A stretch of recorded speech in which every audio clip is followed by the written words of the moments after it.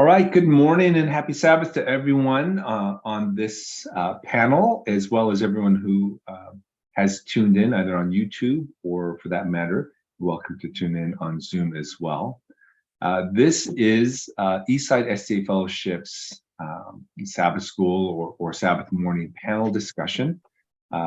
This is the first discussion of a fantastic book called The Desire of Ages, which is a book about the life of Christ. It's my pleasure to be able to facilitate this panel discussion today. My name is Marvin Lee. I am an elder of the Eastside SDA Fellowship. Was happy to finally step away from the head elder role and put that into the capable hands of our new head elder, Don Lee. But still really thrilled to be involved in different ways with the lifeblood of our church, including this forum. By way of a quick introduction, I'm an attorney as far as my occupation goes. Proud to be married to my beautiful wife, Jeannie. We have 3 kids. So I'll ask our panel to introduce themselves briefly, and then we'll jump right into today's discussion. Good morning, everyone. My name is Dee Takahashi, and I'm a member of Eastside Seventh-day Adventist Fellowship. I'm very happy to be here this morning, and yeah, that's it. Hi, my name is Michael Winter. I recently moved to the area a couple months ago and started attending Eastside SDA. I'm happy to be here as well. Hey, my name's Andre. My wife and I semi-regularly attend Eastside SDA now that we've moved kind of far away, but we're still very happy to be welcomed by everyone there and happy to be on this panel. All right. So I'll start our discussion with just a brief overview of chapter 1. The title of the chapter is God with Us. And specifically the name Emmanuel means God with us. That's going to actually be our first discussion question. Now, a lot of times the chapters will go through a narrative, often tracking the corresponding chapters in the Bible. We'll see that in later chapters as we, hear about the life of Christ, his birth, different miracles he may have performed, different conflicts with maybe the Pharisees or the Romans. But this is really kind of an introductory chapter to the whole book. And it introduces the grand and great concept of what it means for God to be with us in the person, the life of Jesus Christ.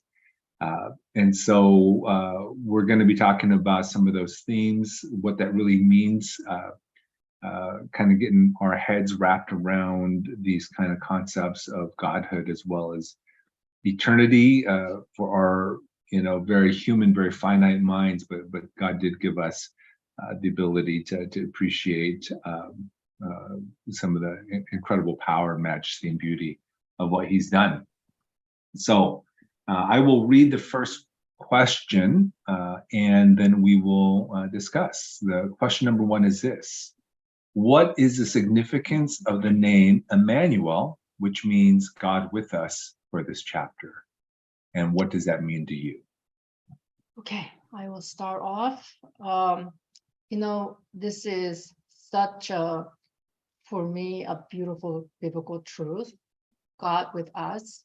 And the chapter talked about how from the eternity of time, for us, we have concept of time, right? We have a beginning and the end. But for obviously for God, basically from eternity,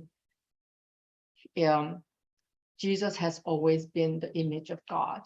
And when He came to earth to be our sacrificial lamb for us, He brought with Him, or He came as image of God to basically to live out His life to reflect the character of God, because His character, God's character, had been assassinated by Lucifer, by Satan.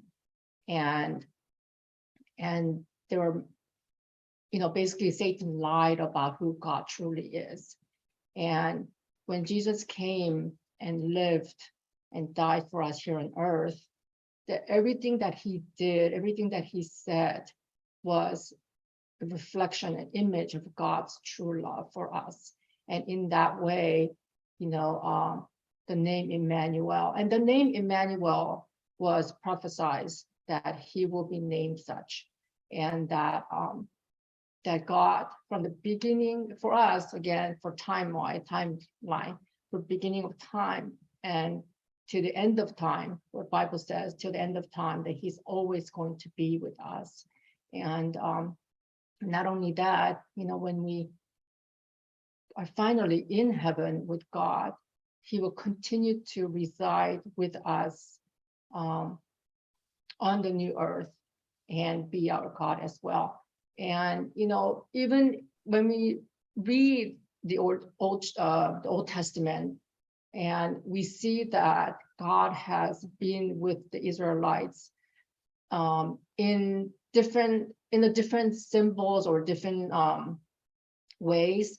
The chapter talked about how God was with the Israelites during their 40 years of travel in the desert as a pillar of light, during the nights, and the pillar of cloud during the day. And there are many different examples of in the Bible that he's with us. And of course, the New Testament, there's so much of that. And so, yeah, the name Emmanuel, it just, for me personally, gives me such comfort to know that he is with us all the time. And, we experience God being with us, I think, through we can experience it through different people. We can experience it through nature. And certainly we can experience it through the working of the Holy Spirit. And there's just many ways. And I don't know if there's any other religion that has God being with us. I don't know. But just to have him with us, it's a huge comfort, and it's extraordinary for me personally. Wonderful. Thank you, Darlene. Yeah, I loved Darlene's description of her understanding of God with us, and I agree with everything she said. To add on to that, I'd say all of the examples she gave kind of shows us God's nature in his relationship to us regarding, for example, no matter what you do, no matter how sinful you think you are, no matter how far you think you've strayed from God, God will always be with you. And there's always opportunity to turn to him because he's right next to you. And even if you feel like you can't see him, the opportunity is always there because Emmanuel, God with us. So I think in our understanding of him physically coming to dwell with humans, we can understand that our hearts can also dwell with him. And we have that communication with him to go between to deepening our understanding of him continually. Beautiful. I don't think I could have much to add to those great answers. Since I'm kind of on my journey, I was kind of, when I read this chapter, I was researching, the name Emmanuel and the name Jesus, right? And I was, it was an interesting thing to find out how, Emmanuel is almost like a description of, what Jesus is to us and not the name itself. And it's like brings a deeper meaning to it, to me. Thank you, Andre. I thought about what it means to actually have God our Father with us. And it made me think about how important it is to have a parent, right? As part of your life in your home. Many years ago, my dad, who was a college professor in Korea, when we immigrated to the United States, he and my mom kind of started all over again professionally. My mom was a pharmacist, and then they thought, well, we live in California, so they're thinking the licensing to be a pharmacist in California wasn't really working for an international pharmacist, but she could have done that in New York. So they thought, well, maybe my mom will go to New York and get set up as a pharmacist and the family could join. We said, no, we don't want mom to be in New York when we're in California. But then when my dad went to school, did his undergrad requirements to go to pharmacy school, he did go, of all places, to the University of Nebraska for pharmacy, right?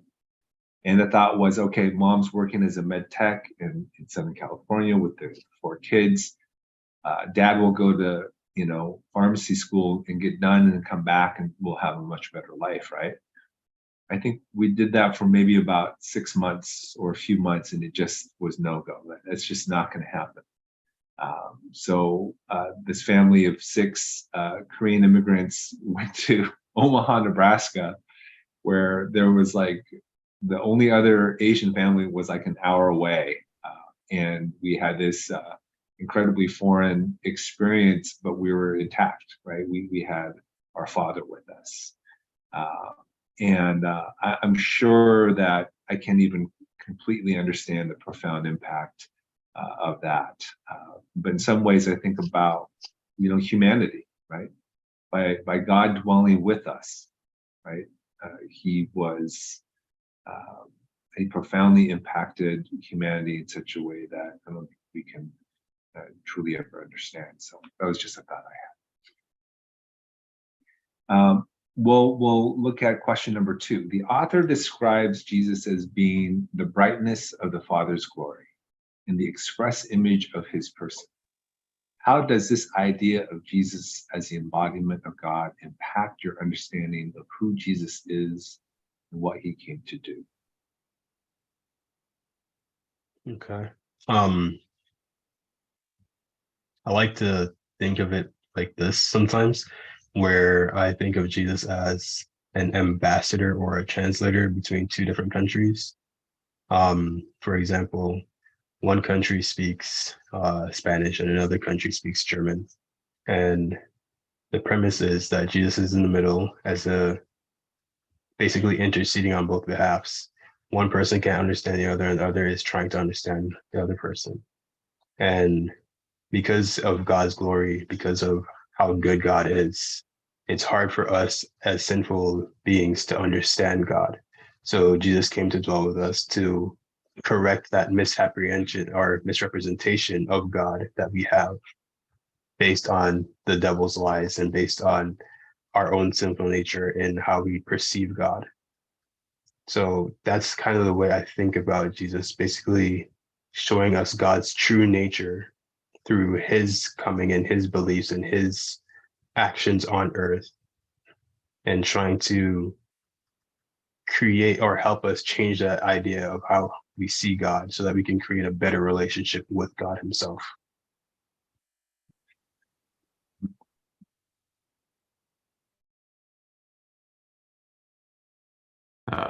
I think I might pass the ball over to Darlene because my answer in my head to this question kind of overlaps with the next question. So, Okay, no problem. Okay. As Michael was talking, I just has the thought pop into my head, basically Jesus as the Son, right, of God, the Father God, came to earth to, like Michael says, to be his representative, right?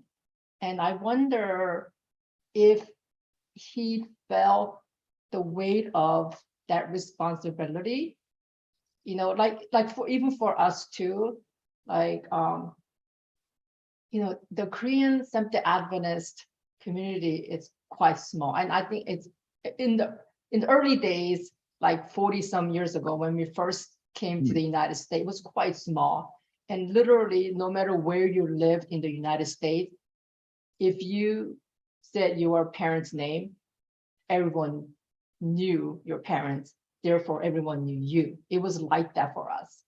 And, it was like this responsibility on your shoulder, like having, I better really be good. Otherwise, I'm gonna be just desecrating my parents' names. It was like that, and I don't know, it just popped into my head that I wonder if Jesus felt that responsibility.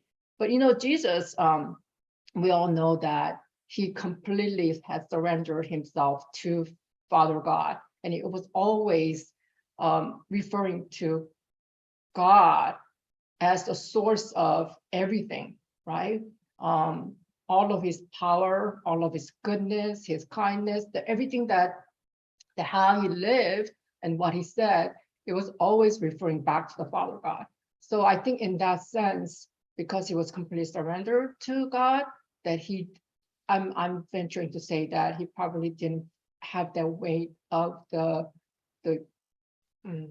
burden or the heaviness on his shoulders. Jesus, as an embodiment of God, I think the way he lived, just the compassion, especially the compassion and mercy that he showed to the people while he lived here, was pointing directly back to who God is.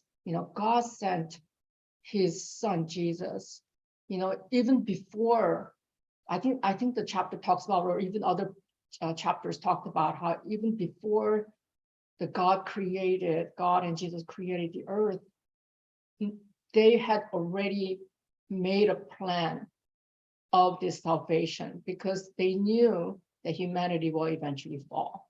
And just based on that fact alone, there's such mercy and such grace and compassion for the humanity that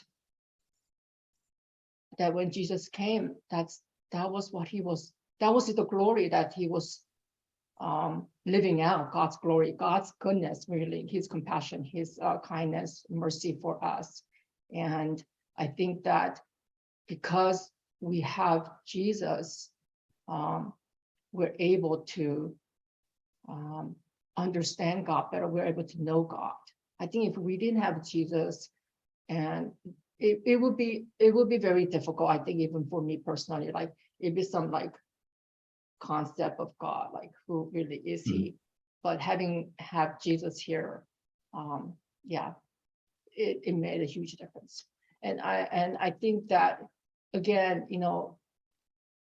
because Satan had characterized the God in such a way that was complete opposite of who he truly is, that it was really important for us to be able to have an actual living being with us, to be able for us to experience, for us to touch and feel and talk and just experience him in a personal way. Thank you, Darlene. I thought about one aspect of this question, the brightness of the Father's glory, how that was a critical part of who Jesus was and what he showed to the world. Because I do think there's some significance distinct from some of the other questions that we're going to explore today. God is all powerful, right? He's Alpha and Omega. He created the physical universe, and therefore his majesty, his power is beyond knowing, and it is capable of just speaking, the world into existence. So when Jesus was on earth, even though much of the time he's needing to eat and rest and sleep, just like humans, clearly throughout, especially his adult life, he worked countless miracles, right? And even to the point of raising Lazarus from the dead. And so clearly he has God's power, and he illustrated that to all those around him. And that was, I think, really important in a lot of ways. Probably the most basic in and logistical importance was to add legitimacy to his claim that he was the Son of God, right? Because you could say, I'm the Son of God, but just all you have is wise platitudes, right? And then you're just a cult leader, right? If you say you're the Son of God and all you can do is like, be very persuasive and have people follow you. And so that's one reason why I think it was important, right, for God to actually work miracles, for Jesus to. But then it kind of raised a question for me about, why do we believe, why is it so important, especially from the perspective of salvation, that Jesus is God, right? Because there are major religions that are pseudo-Christian, and I think of the Jehovah's Witnesses, right? The very important distinction is that they believe that Jesus was a man, right, and not God, right? Maybe just really wise and chosen by God, but not God. Why do you guys think it was so important and crucial that Jesus come actually not just some wise person, but is actually God, part of the Godhead? Just open the floor to that follow-up question.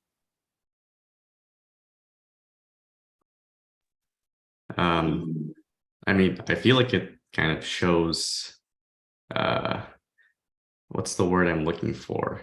It's kind of similar to compassion.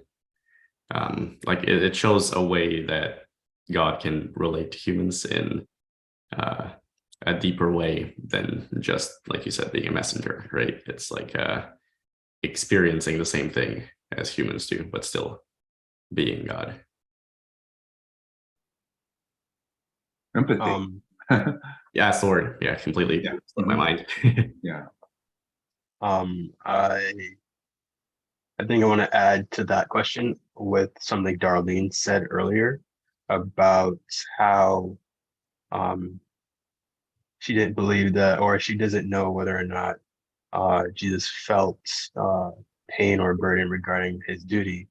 And I think that kind of adds on to your question, and it kind of shows God's self-sacrificing love.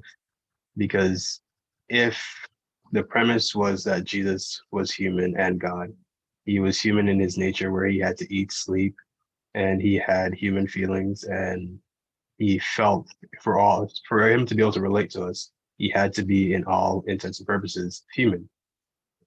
And I don't know if I'm remembering the Bible verse correctly, but in the Garden of Gethsemane, where he was like struggling with the idea that he has to sacrifice or has to be sacrificed for humanity. I don't think this is my belief. I don't believe he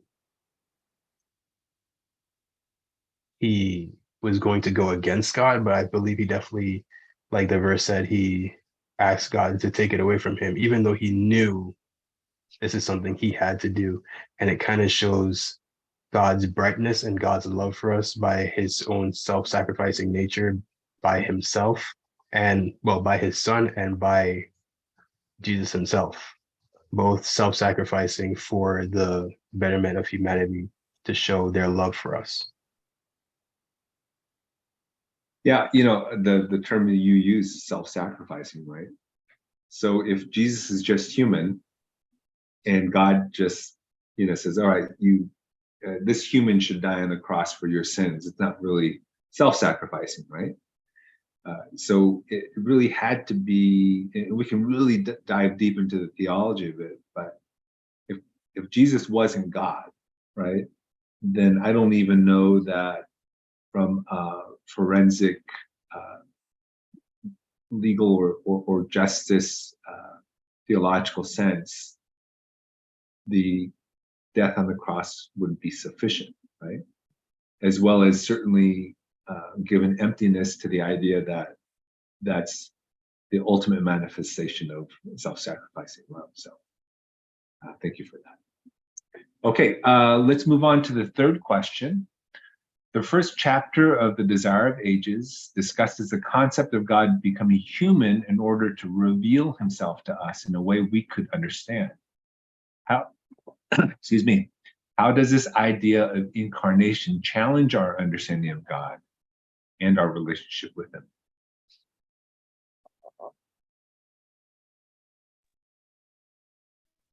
Gotcha. Yeah, I think that was kind of what I was thinking before when I was speaking. So it shows the empathy. It shows that God came down to experience what we experience. Not sure how this challenges our understanding, but that was kind of my thoughts about it.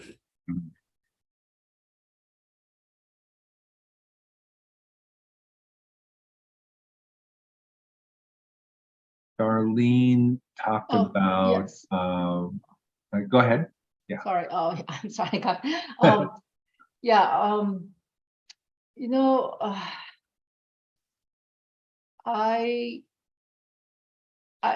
I was just thinking that I don't think just the fact that this God, right? This God who created, he's a creator God, right? He created all of us, the whole universe. Decide to sacrifice himself in order for this small pocket of people out of the whole universe. It truly reveals who God is. When we said that he is God of self-sacrificing love. And I don't think no human could have done that for anyone else. And just the fact that he left such a high, lofty place to come down to this sin-filled world and went through what he experienced, went through the humility, went through the just all the pain and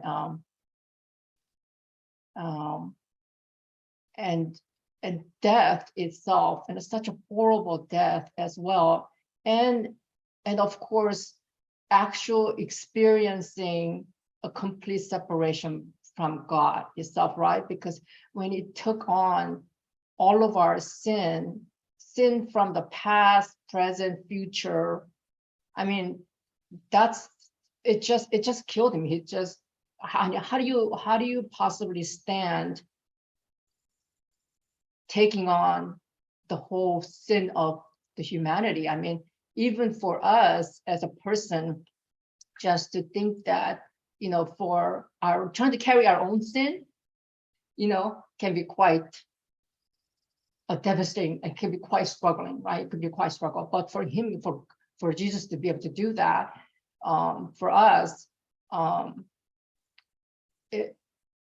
think that when we come to a true understanding of what that took, I think that we can't help but love him back with the gratitude and truly accept and understand who he really is, who truly is. That he's not this God who comes to condemn, to punish, to point fingers at people, but to invite, to accept and forgive, and to show compassion to everyone, is the God that we have. Yeah.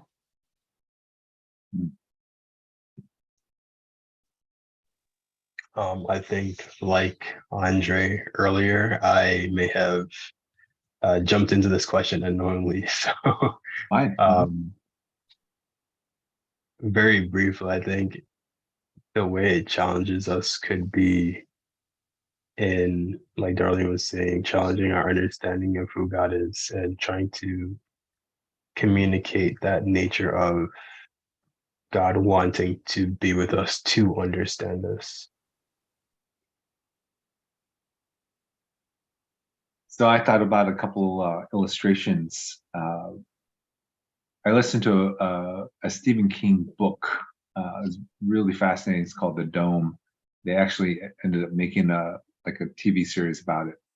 Basically, there's this town, and then a giant dome just kind of comes down upon the town, and you can't get through the dome. In fact, if you touch it, it kills you. And so they're just trapped in this dome and trying to figure out what's going on, and they're all the kind of the drama that ensues and the power struggles within the dome and all that stuff. It turns out at the end, right, the big reveal is that the dome was placed upon the town by super advanced, powerful aliens, right? And to them, it was actually like a child of the super advanced alien race that was interacting with this town of humans like a child in our humanity might have an ant farm. You guys know what an ant farm is?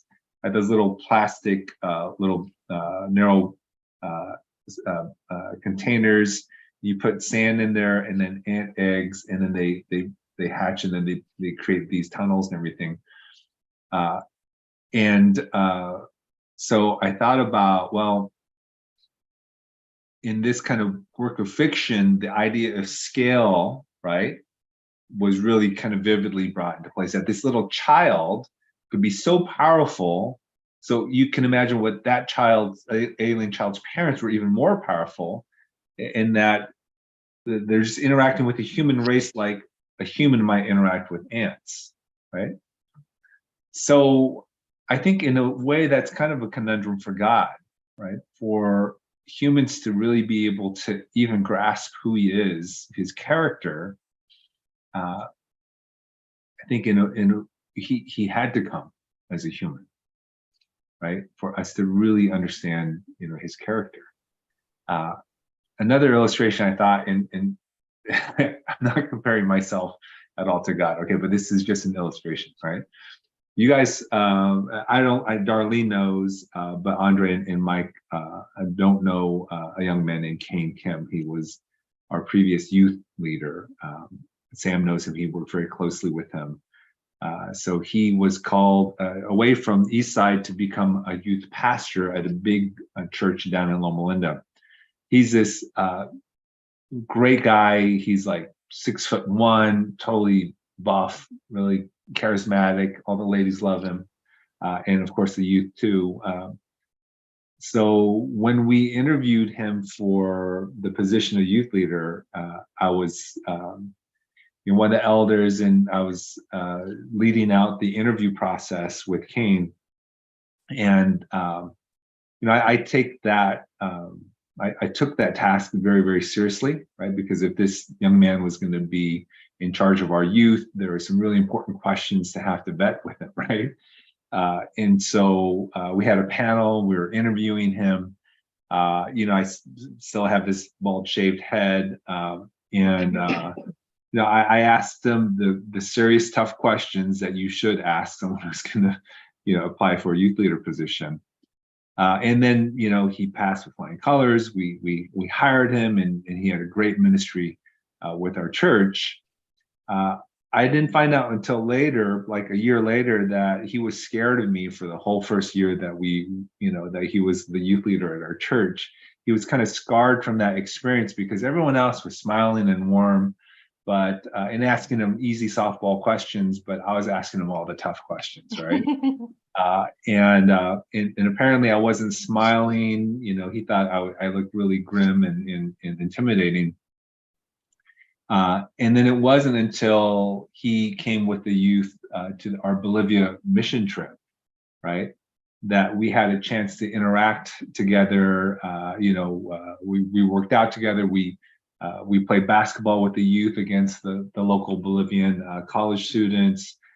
We played games. We kind of were rubbing elbows and working closely together through that whole week in Bolivia.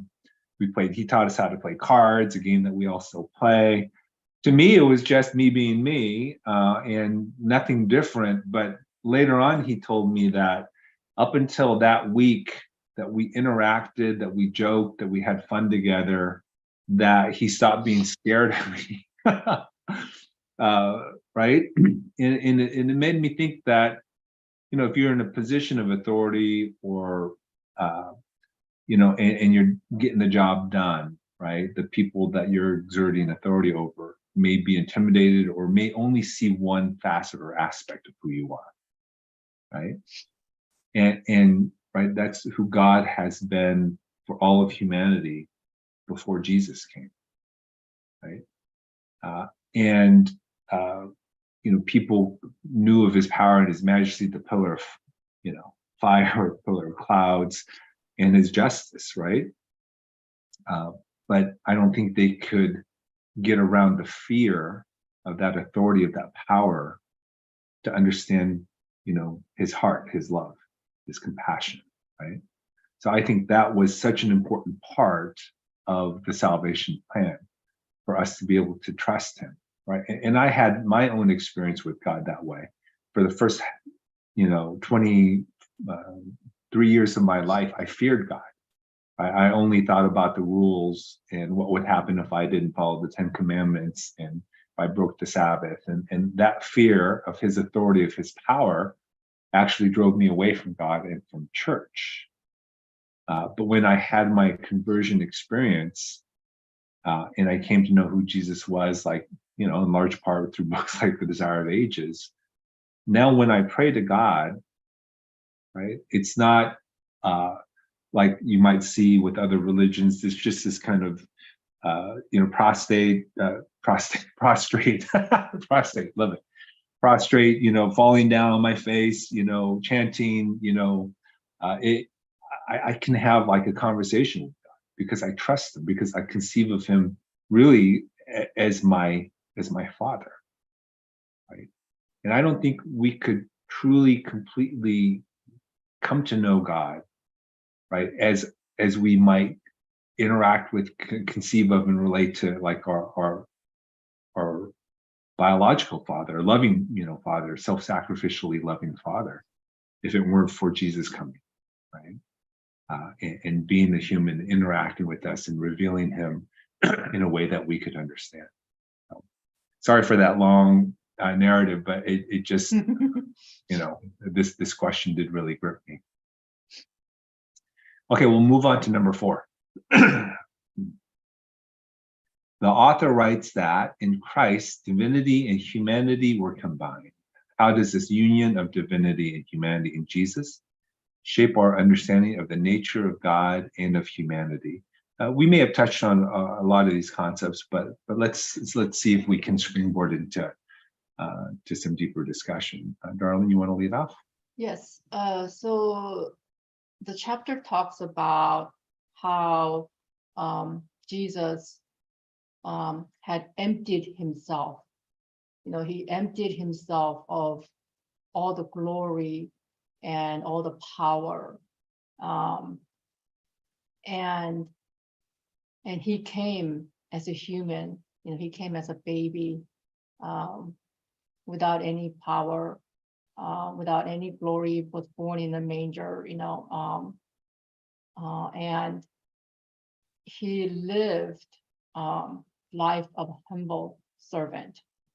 And it's not that Jesus was no longer God when he came as in a human form, but he never tapped into that godly power to live his life. All the miracles that he had performed, and all the even just being compassionate, kind, all of that, he received that power to live like that way through his complete surrender and reliance on God.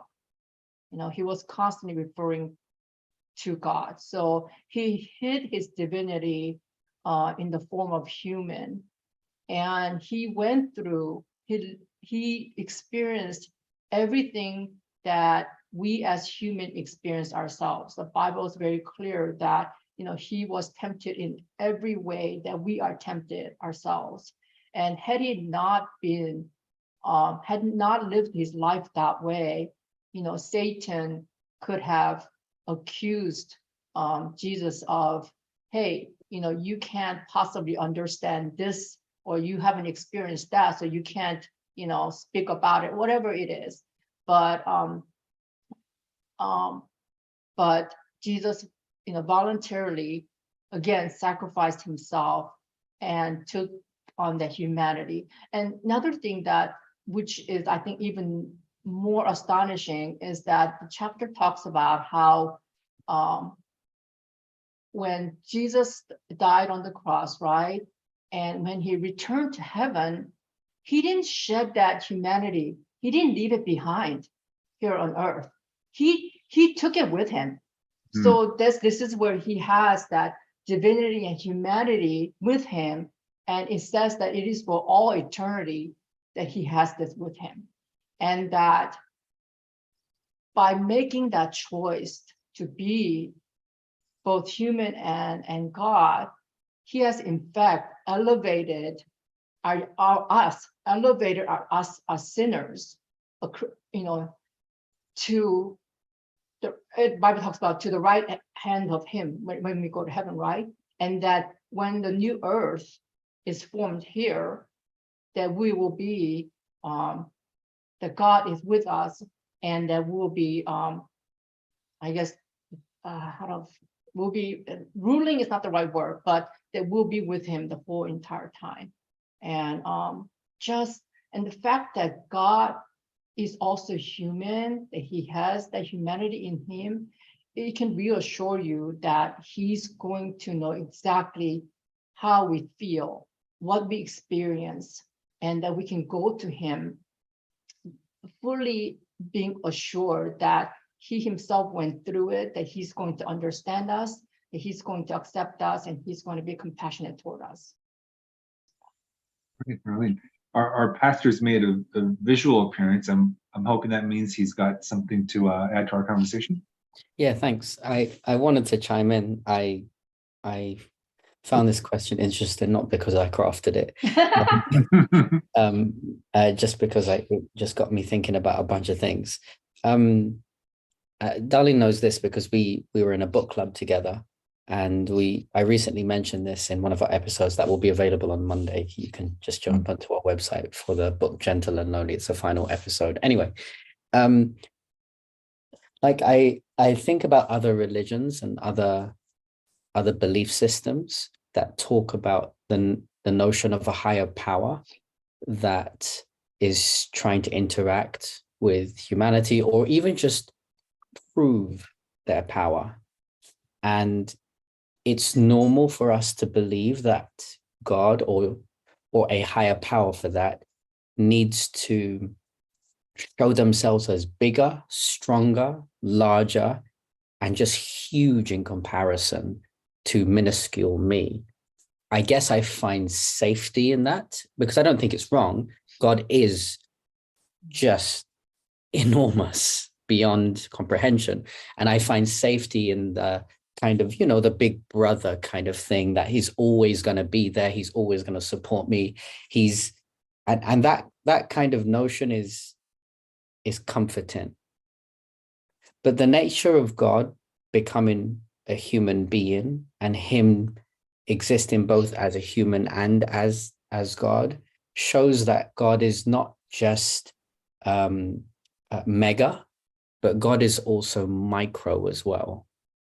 Like, his power is so great is that he can make himself small enough to be comprehended, reduce his limits, if you were.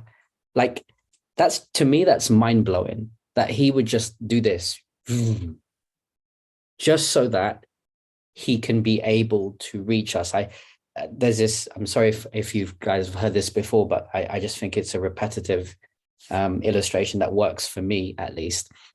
If you want to communicate to a goldfish the notion of salvation, you can put your mouth open in like an O shape all you want, the goldfish is not going to understand you.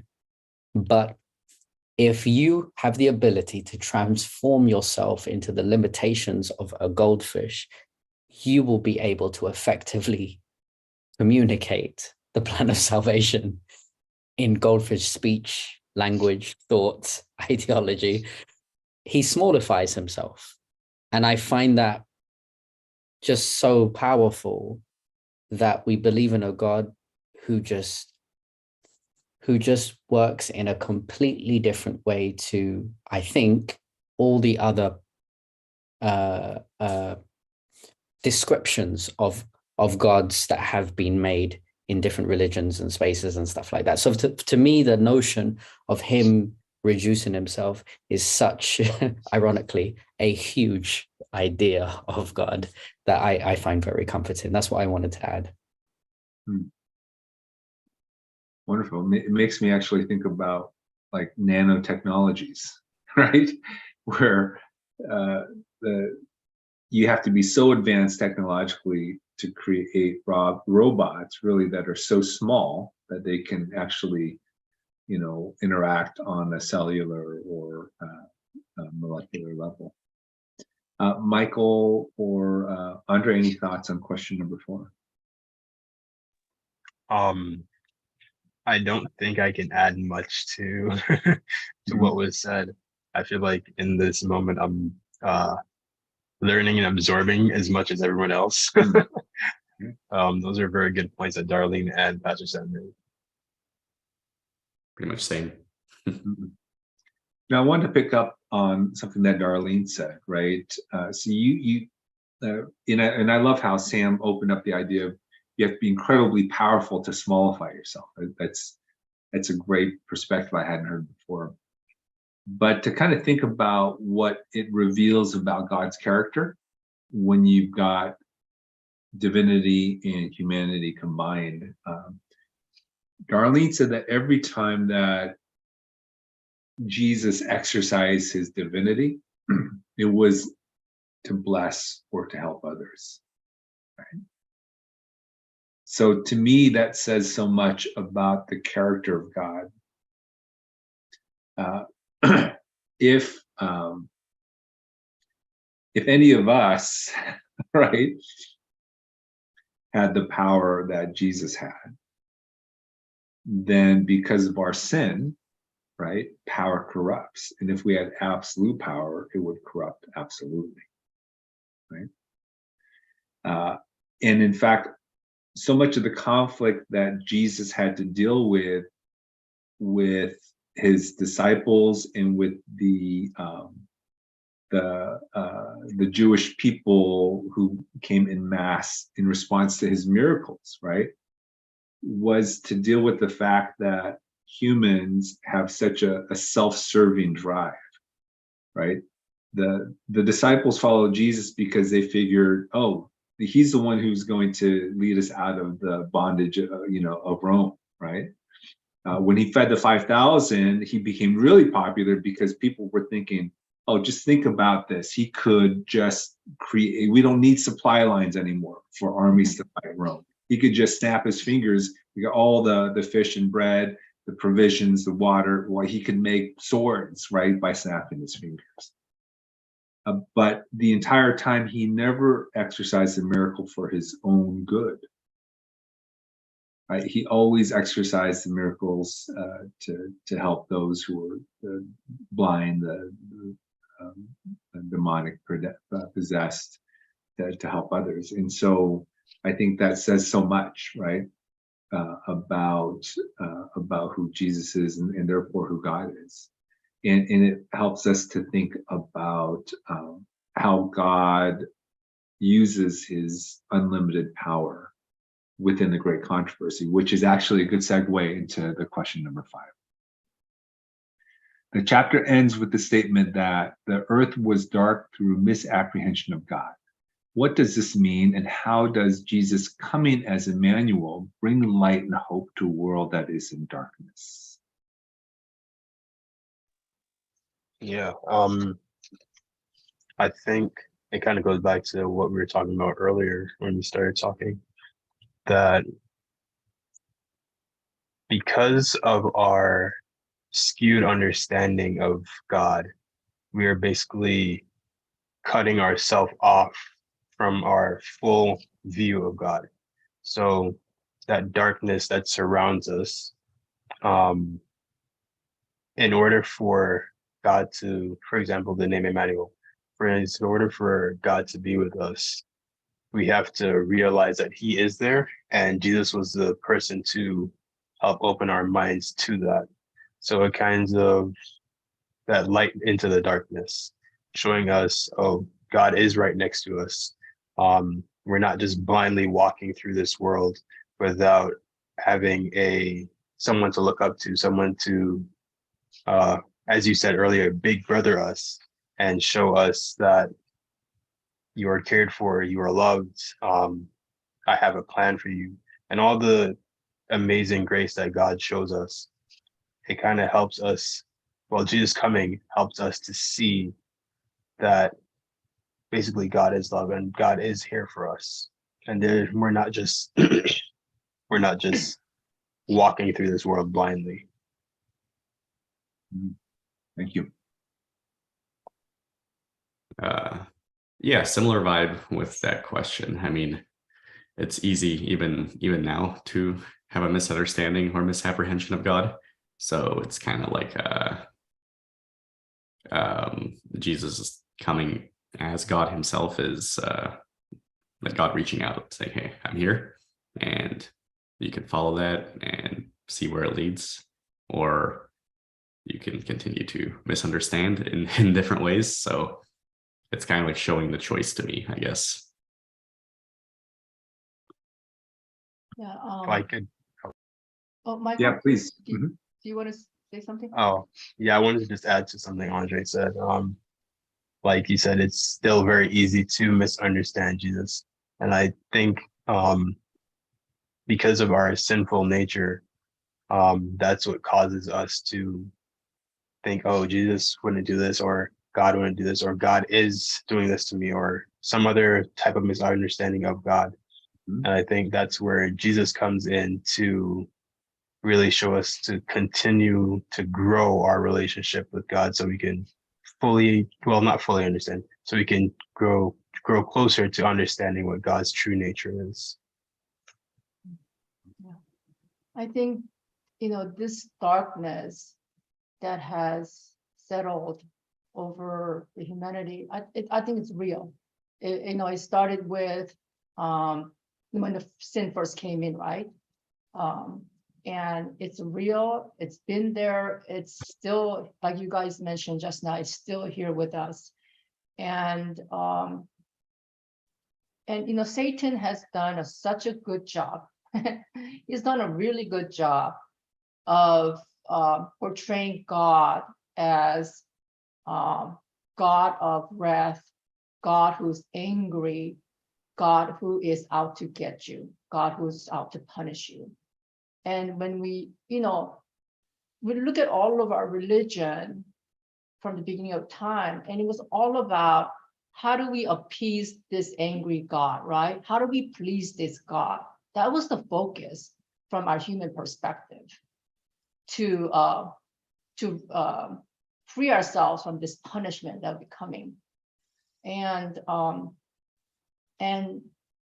Jesus coming here to us and dying on the cross has finally proven the truth that God is not this God that we have perceived him to be. In fact, that he's quite the opposite, right? And that the chapter here says that God is a friend of a sinner. And I think that truly that says it all. He is a friend of a sinner. And that means he's a friend, our friend. And he's going to always be our friend. And he's going to always be with us. And I think that, and I think that's the most, one of the most important thing for us as Christians is to live out our own life in a way that's going to disprove this misapprehension that people have of God, right? That's our purpose here. And if people can get to know God as he truly is, as this loving, self-sacrificing, compassionate, good God, just how much more people will be willing to come to him, right? If I could add something else again to what Darlene said, it just made me think about like the Bible itself. So I've often heard of like the dichotomy between the Old Testament and the New Testament, where people saw, okay, the Old Testament God was harsh, and then the New Testament God kind of softened up. And it made me think, what if it's our belief is skewed in that sense as well, where it's not God, because God never changes. It's not God who changed. It's our understanding of God who changed. That's why there seems to be, or there feels like there might be two different sides of the coin when we read Old Testament to New Testament. So it's not God changing his ways, like Darlene said, how we viewed in the past, where God was, we were trying to appease this person above us, but it's now we understand who that person above us truly is. So that's why there's that switch where we really, since Jesus came, we can really try to grow our relationship with God better and not see him as this being above us, but this being that's with us. Beautiful, thank you. Yeah, from a theological forensic standpoint, part of it is absolutely true, and I've always ascribed to that, Mike, that don't think that there's the Old Testament God and the New Testament God, right? Because that assumes that God's character, the essence of who he is, changes just in a mere couple thousand years, right? But I also think that part of it is because to truly understand God, his character and his salvation plan culminated on the cross, right? Because that is ultimately where justice and mercy meet. Satan kind of spins falsities about God, twisting those two concepts, right? That he can't both be just as well as merciful, and he can, and he did, right? He was completely just and completely merciful by dying on the cross, right? And then the birth, the life, the death, and then the resurrection of Christ give full explication of who God is. So how wonderful, right? That we'll spend as a church the next few months diving even deeper into the life of Christ, and therefore even deeper into understanding who God is. So why don't we close with a prayer? This was a fantastic discussion. I really appreciate everyone's contributions, and I hope that people who tuned in were blessed as well. Let's pray, and then I'll just make an announcement about church. Heavenly Father, and we can say that in the true sense of the word, that you are our Father, one who loves us, who knows us intimately, and desires us to know you intimately. And you put that plan into action by sending yourself through your Son, Jesus Christ, to be born as a human, subject to all the temptations, the frailties, and the struggles, Lord, but also completely divine, working miracles, and bringing salvation to all lost humanity by dying on the cross. So we thank you for this incredible gift, and for the ability to know who you are. I pray that we would continue to open our hearts to the gospel, to your character, and that we would not withhold from ourselves the incredible blessings that you have in store for us individually, our families, as a church, as a nation, as a world, as humanity. We continue to invite your presence in our hearts, and we look forward to seeing the splendors of your blessings work their way into the lives of our church. In Jesus' name I pray. Okay, thank you everyone for joining. So there is a book club going on at church shortly. And does anyone know the name of the book that they finished? The Ruthless Elimination of Hurry, I think. And so there's a new book, The Best Yes, or something like that. That's going on at church. The children's programs are going on live as well. So please, I hope you're on the way to participate in that.